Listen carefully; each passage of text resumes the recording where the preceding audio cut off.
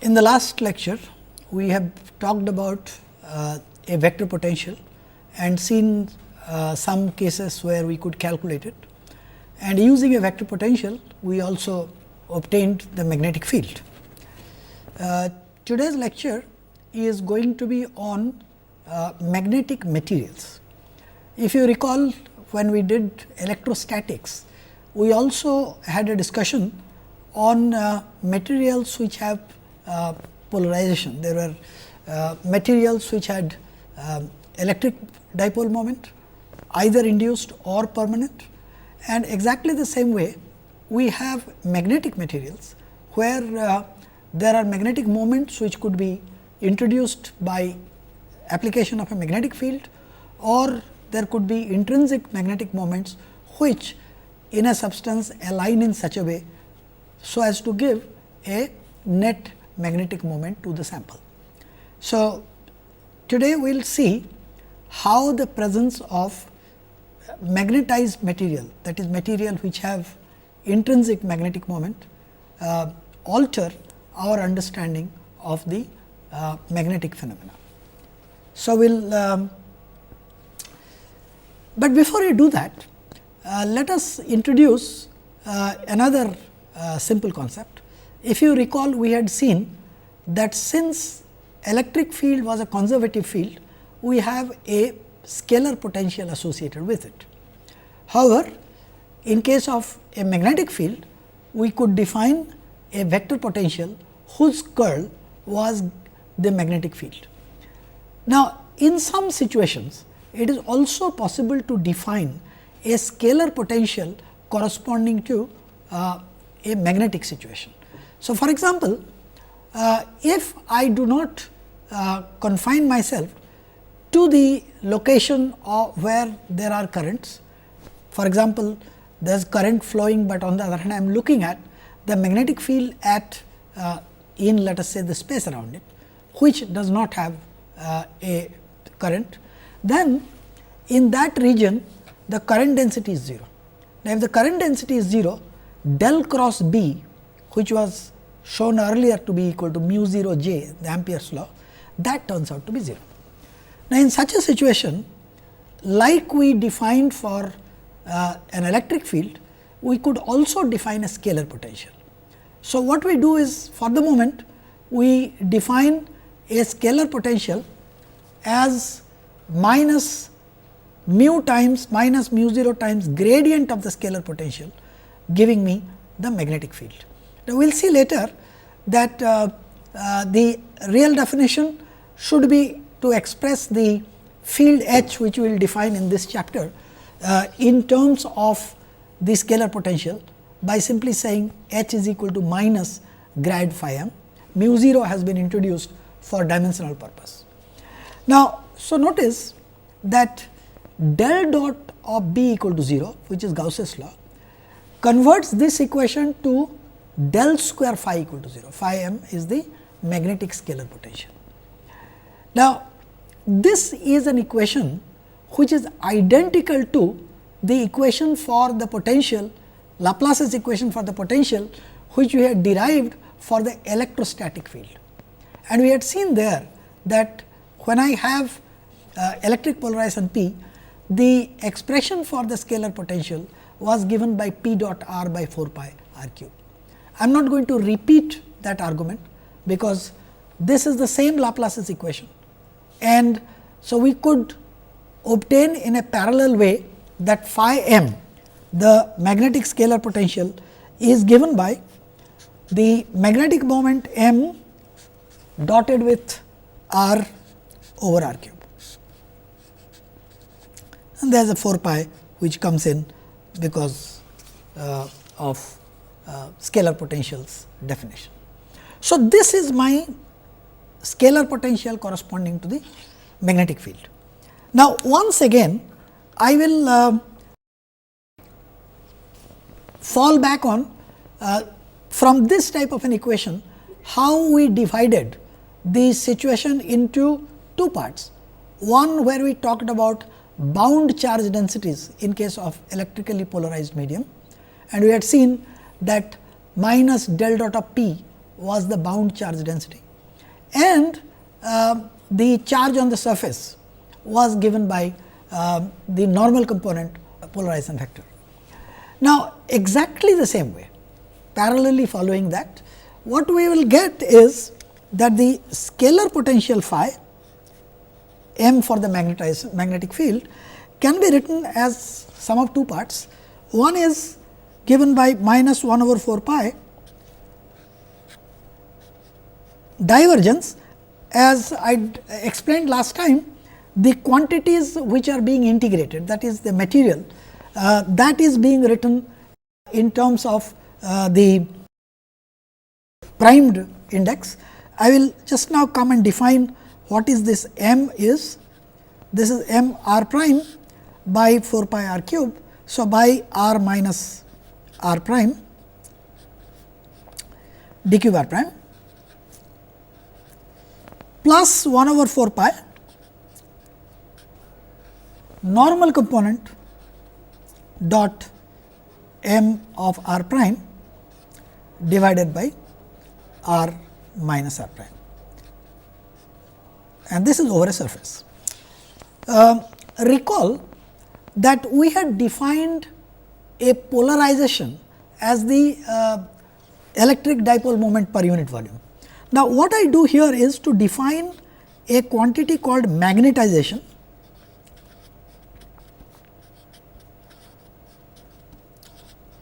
So, magnetization is basically the net magnetic moment per unit volume. So, therefore, if I take a small volume delta V, so delta V going to 0 and sum over all the magnetic moments that happen to be in that volume and take this limit, then this is the net magnetic moment per unit volume, and this is my definition of the magnetic moment vector. So, what I have done here is this: we have said that I have a distribution where I have magnetic moments all over. So, I take a small volume in that, and with respect to an arbitrary origin O, this is my r prime. Prime quantities are the quantities relevant to the material which is going to be integrated out, and I am making an observation at the point r. So, this is r minus r prime. So, this is the point of observation. So, what I do is this: I calculate how much is the magnetic moment in that volume, find out what is the contribution to the scalar potential of that magnetic moment at P, and then following the what I did for the polarization case, we can divide it into two parts, and this is what we talked about earlier, that I have one part which is a volume part, and where I notice that this is written as minus del prime dot m r prime, and the other one is the surface part.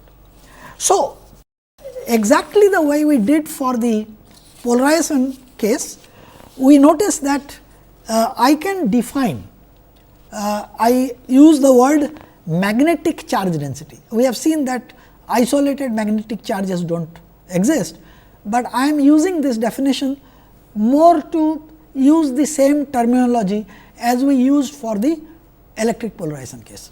So, like that case, I have a volume charge density of magnetic case.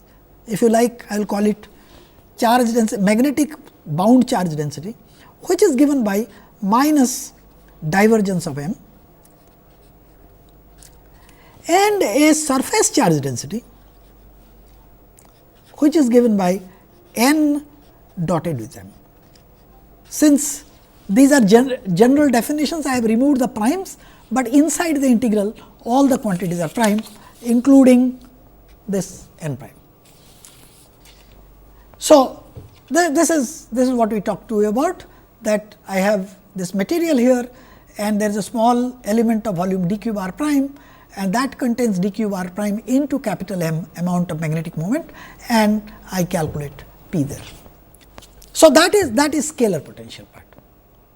we had also seen that for a magnetic moment m, how to write down a vector potential, and I can now sum it over.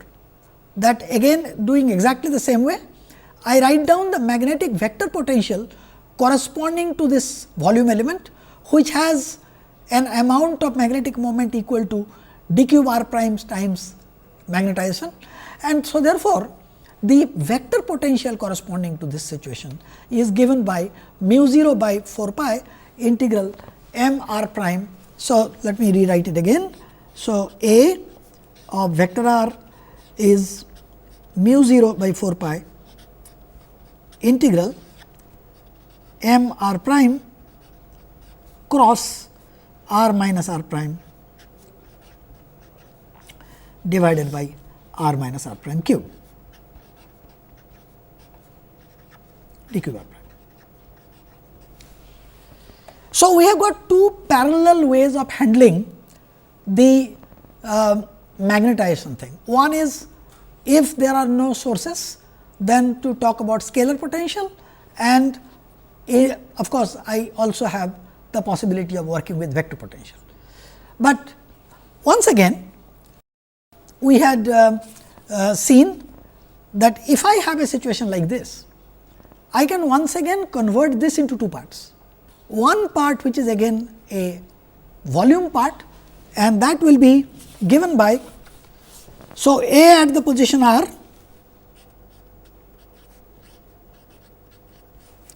is equal to minus mu 0 by 4 pi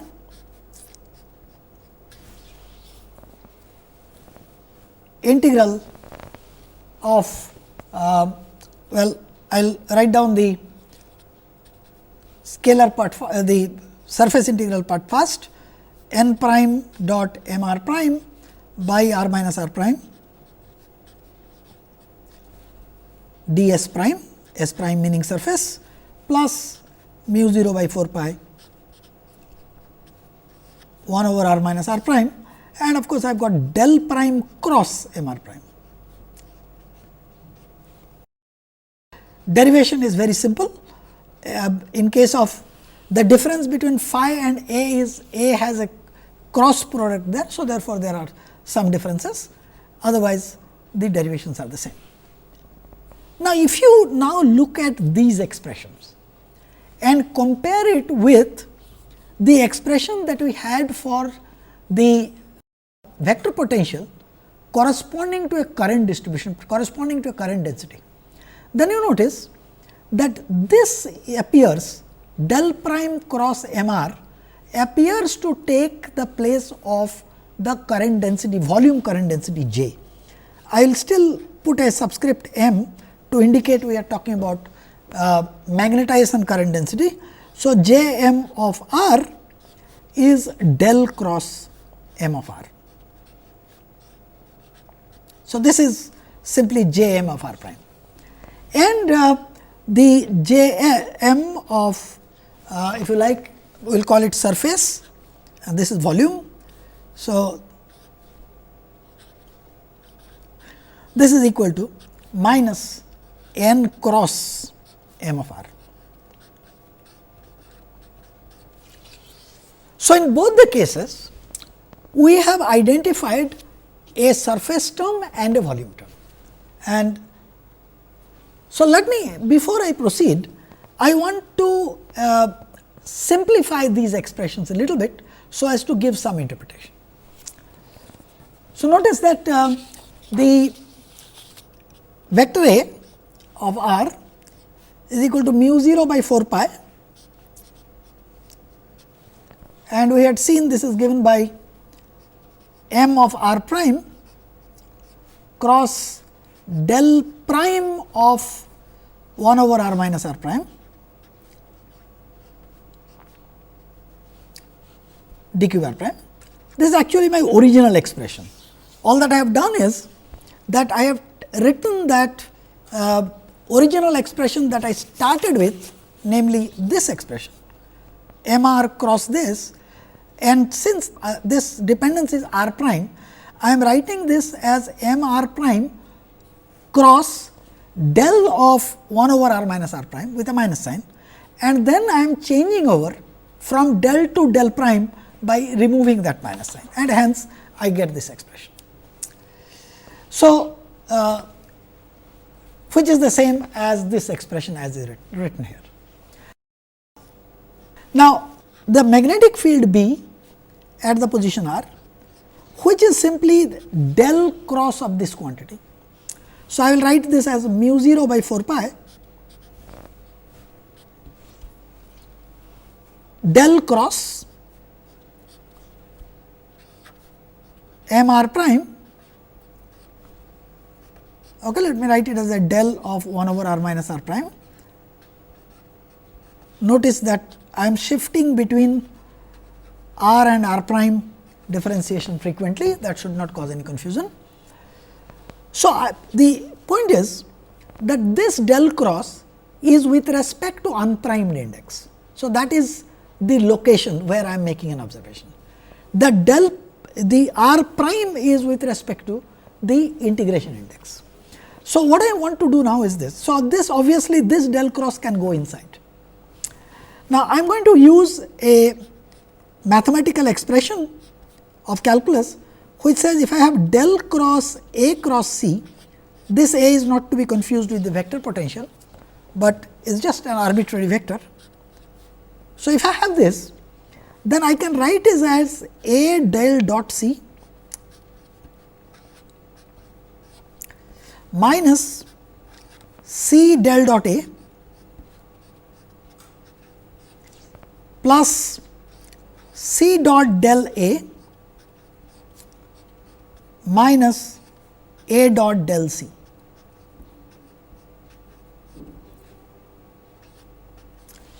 So, notice that my del operator are only with respect to r, whereas the dependence of m is on r prime. So, if I bring this del cross there and identify A to be m and C to be del of 1 over r minus r prime, then I notice the following, that this term will be there, because it is A del dot C. So, I will get this term, but I do not have this term, which is del dot A, because this del is with respect to unprimed index. So, del dot m r prime will be 0, and likewise I will not have this term as well, because there is del of A itself. So, A does not get differentiated with respect to unprimed index, but the other two terms will be there.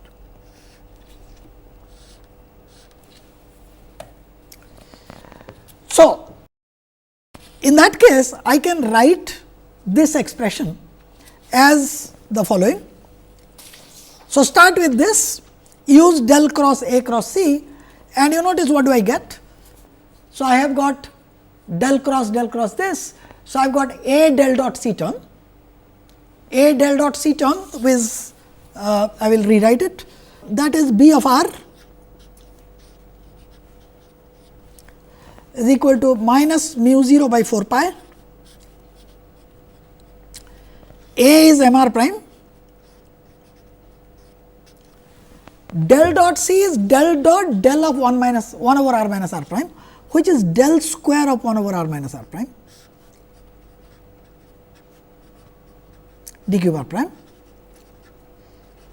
The other term that survived was mu 0 by 4 pi with a minus sign,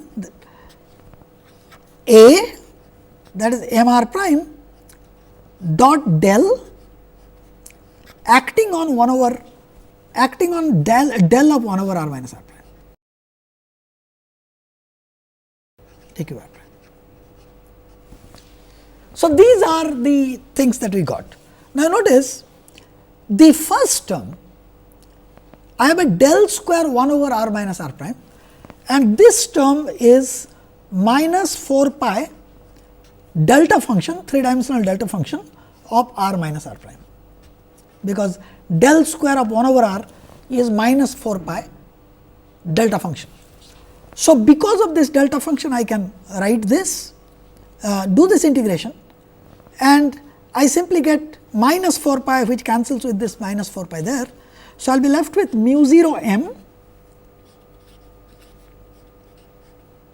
of r, and I am left with this term there, that is my minus mu 0 by 4 pi integral m r prime dot del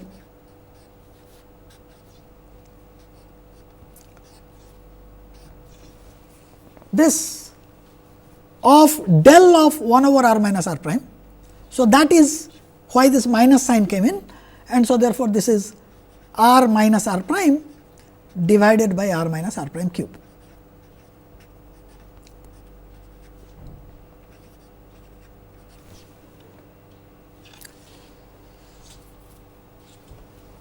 So, this is what I got. Now, I need to simplify this expression a little bit, and for that I use another complicated vector calculus relationship, and let me write it down. These can be obtained from any standard textbooks. So, this is if you want to write down del of A dot C,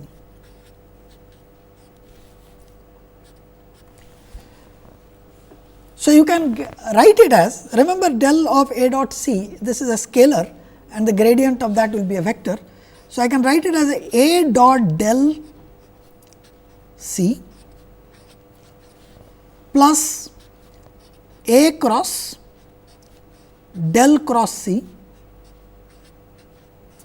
plus C dot del A plus C cross del cross A. I repeat exactly what I did here. So, notice this, that this is of the form A dot del of a scalar function. So, I have A dot del of a vector function. Now, remember what is meant by del of a vector, this is actually 3 quantities. So, take the scalar components and apply del operator on it, and the whole thing will then be a vector. So, if you do that and use this expression here, notice that I have m dot del. So, I will write down minus m mu 0 by 4 pi integral m of r prime dotted with del of r minus r prime divided by r minus r prime cube d cube r prime. This is identical to, similar to this expression, identifying A as m, del of course is there, and r minus r prime by r minus r prime cube as C. So, I can write this in terms of this quantity and the 3 remaining quantities, but then I have to realize that since I have identified A as m and which is a function of r prime, the del cross A term or del of A term, these 2 terms do not contribute.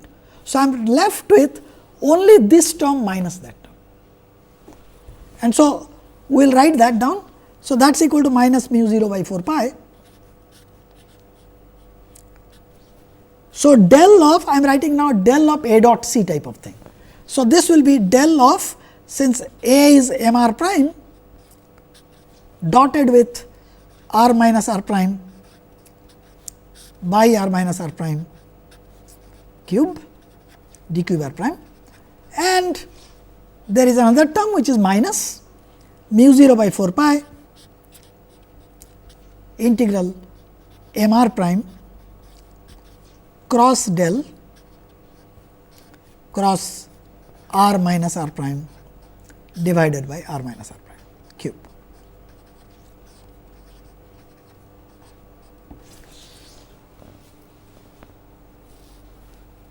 So, this is what I have written as my first term. Now, so that tells me that, recall my expression what I had here, this was my B and I wrote B in terms of this expression, and this is the expression which I have now simplified and I have written it like this, and therefore, my B of r turns out to be given by an expression like this. Okay? And notice this is mu 0 m minus mu 0 by 4 pi grad of something. So, therefore, if I take curl of B, I get this term goes away and I am simply left with mu 0 del cross m, and del cross m I have identified as the volume current density. Now, so this was due to magnetization.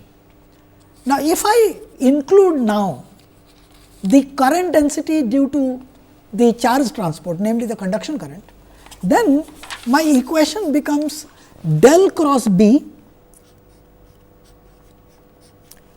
given by mu 0 into the magnetizing current or magnetization current plus the conduction current which we have been talking about all the time, where we have defined the conduction current as del cross m as we have done earlier. So, J m is del cross m.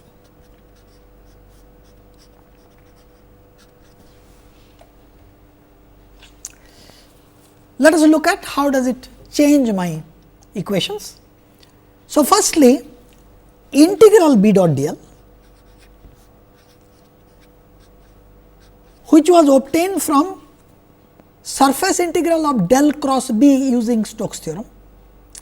So, I could write this now as mu 0 times, if you like, a term which is I m magnetizing current and plus the normal current which is I conduction, where I m is defined as surface integral of del cross m dot with d s, which according to Stokes theorem is line integral of m dot d l.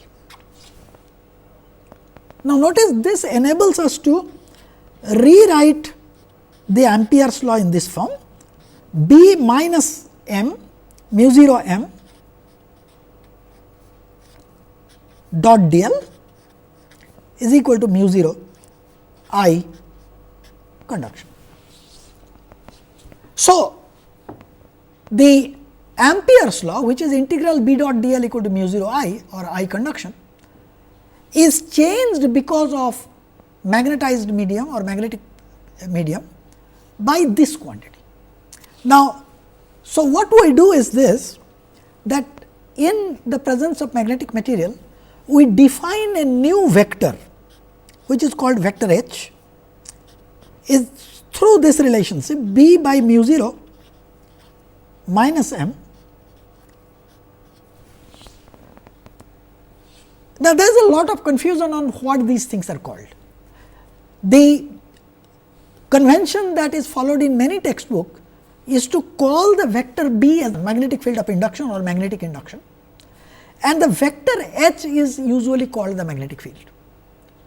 Now, however, wherever there is no confusion, calling B as the magnetic field has been very standard.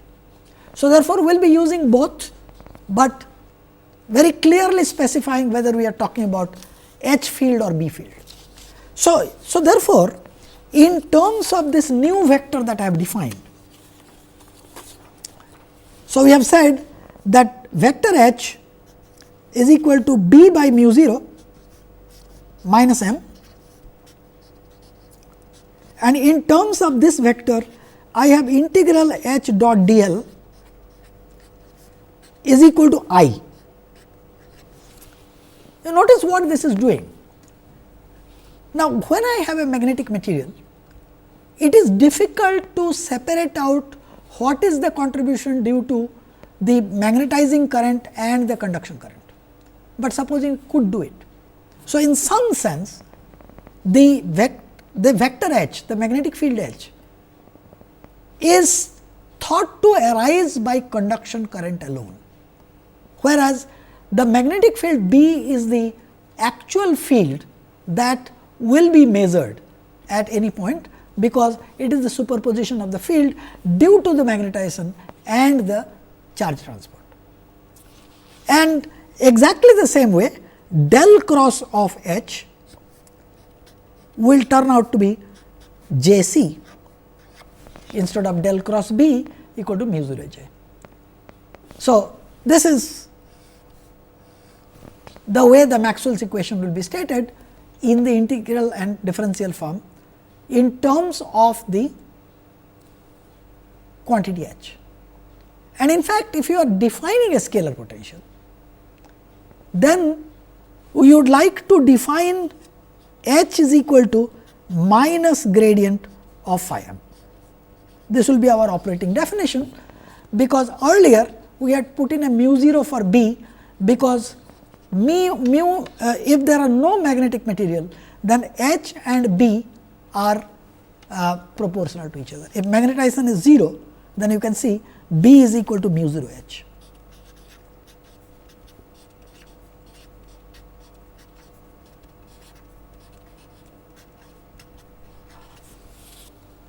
Magnetic materials are of different types. Now, if you apply small magnetic field, then it turns out that the magnetization is proportional to H. That is the linear response, and as a result, the quantity which is magnetization, I write it as a quantity chi m times H.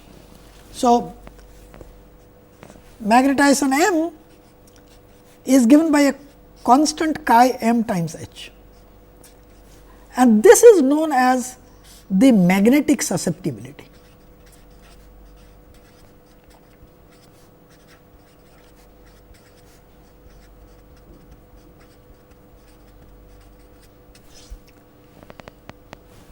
Magnetic materials are generally divided into three broad classes.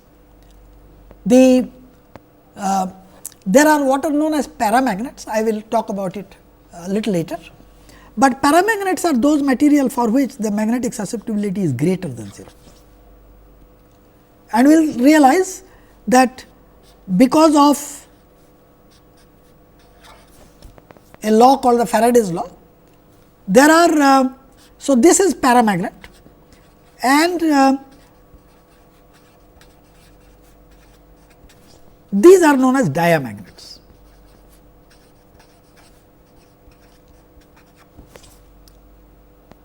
We will also see that there is a class of material known as ferromagnet. It is a little more complicated, so I am leaving it for the moment. So, B, which is written as mu 0 H plus m, can be written as mu 0 into, because m is chi m H. So, mu 0 into 1 plus chi m into H, and this quantity mu 0 into 1 plus chi m is usually written as mu H. Remember, mu was called the permeability of the vacuum, and this mu is the permeability of the medium.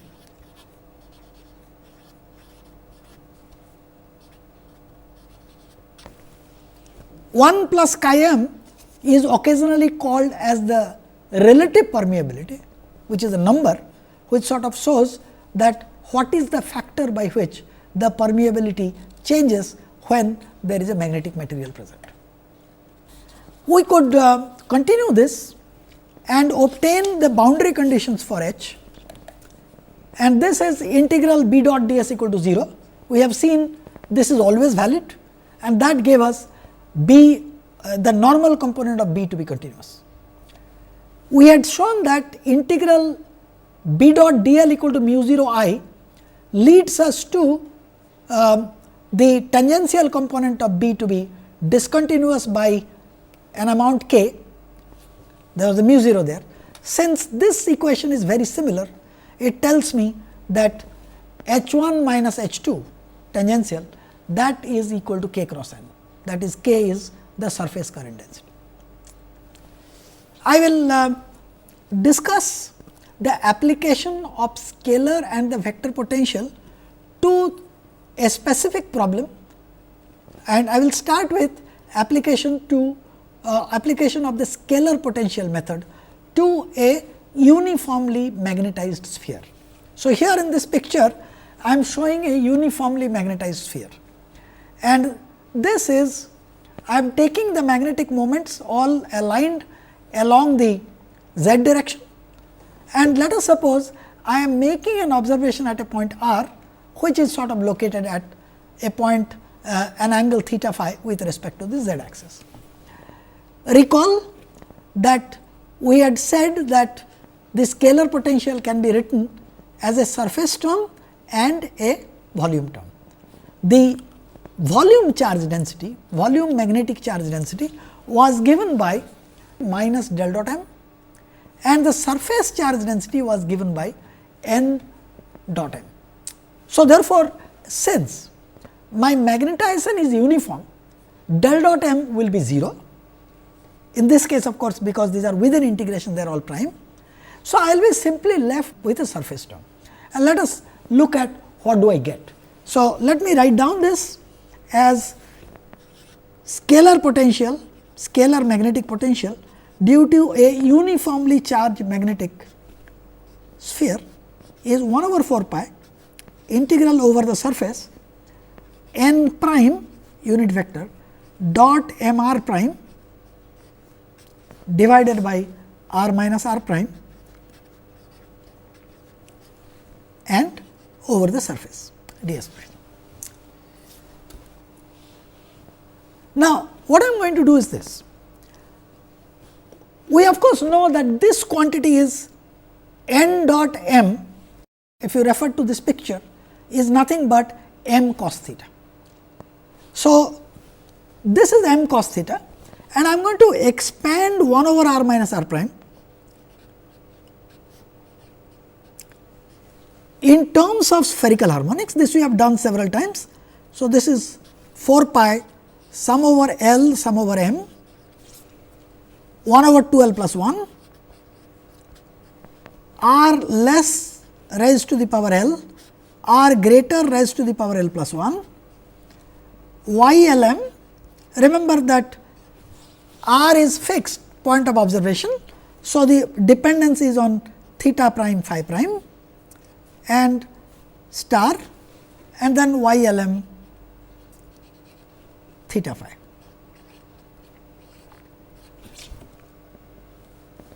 So, this quantity has to be introduced in that. Before we do that, we realize that n dot m r prime is m times cosine theta prime. But I also observe that cosine theta prime is nothing but y 1 0. So, therefore, I will write this as equal to square root of these are normalization factors 8 pi by 3 m times y 1 0, and since this is a prime, this is a function of theta prime phi prime. I plug all these things there, and I will have to do an integration. Since it is on a surface, the integration is essentially over a solid angle. So, therefore, let me do that integration separately, and I will plug in all the remaining quantities later. So, what I have is this. I am integrating basically cosine theta prime y L m star theta phi and d omega prime. Since cosine theta prime is basically a y 1 0 theta prime phi prime, this tells me when I integrate this, I am going to get L is equal to 1 and m is equal to 0 by the orthogonality of the spherical harmonics. So, in this expression here, if I take L is equal to 1, m is equal to 0. So, I will get a 1 over 3 factor, and I will be left, of course, I will take care of all these constants and all that. So, that will give me phi m of r equal to 1 over collect everything, m by 3, capital R is the radius of the sphere, root 8 pi by 3 y 10 theta phi, which is nothing but, and of course, I have r lesser raised to the power L, r greater raised to the power L plus 1. That is m by 3 r square, r lesser raised to the power L, r greater raised to the power L plus L is 1 into cosine theta.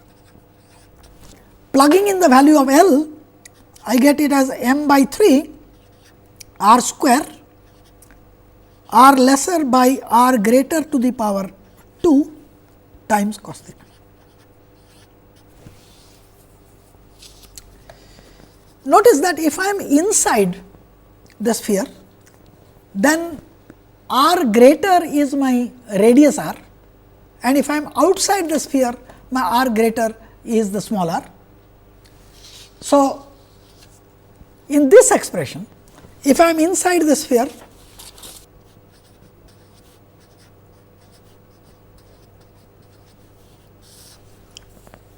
I write down the scalar potential phi of m. So, this will cancel and I will be left with simply m by 3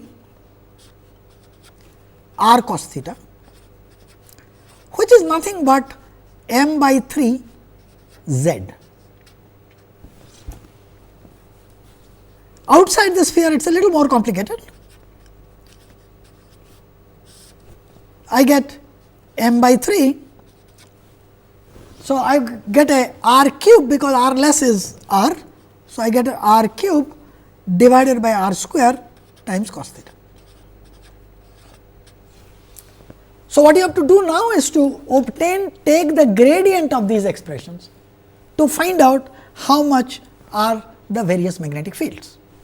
So, remember I defined that scalar potential H is given by minus grad phi is my H field. So, since grad is nothing but d by dz in this case, so that is simply minus m by 3. This is inside, and the corresponding B field is given by mu 0 into H plus m, which is equal to 2 by 3 mu 0 m. The expression for the outside field, the outside there are no magnetic material. So, I can directly write down B is equal to mu 0 minus mu 0 grad phi. Now, this is minus mu 0. Remember that grad is given by r d by dr plus unit vector theta 1 over r d by d theta, and the expression was m by 3 r cube by r square cos theta. So, this differentiation we can easily do. So, I get minus mu 0. Let me pull out the constants m r cube by 3. So, I will be left with unit vector r and d by dr. So, I get 2 cos theta divided by r cube plus unit vector theta sin theta divided by r cube again. Now, you can combine them and express in the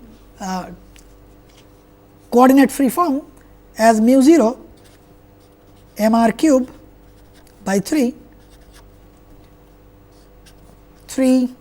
this should have been a minus sign because one differentiation was there, minus m r cube m dot r minus m. This is an expression that we had seen earlier. So, if you now combine these results, you find that the B field and the H field look like this.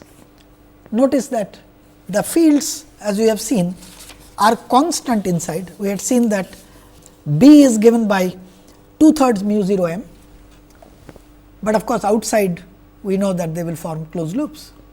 And so, this is the way the B and H sort of behave. In the next lecture, I will use the vector potential method of deriving the same things. And what we do there is to take this expression for the vector potential, and we realize once again, because of the fact that del cross of m is equal to 0, I am left with only a surface quantity to work out. And we will see that vector potential method can also be used to obtain an expression for the magnetic field in this case.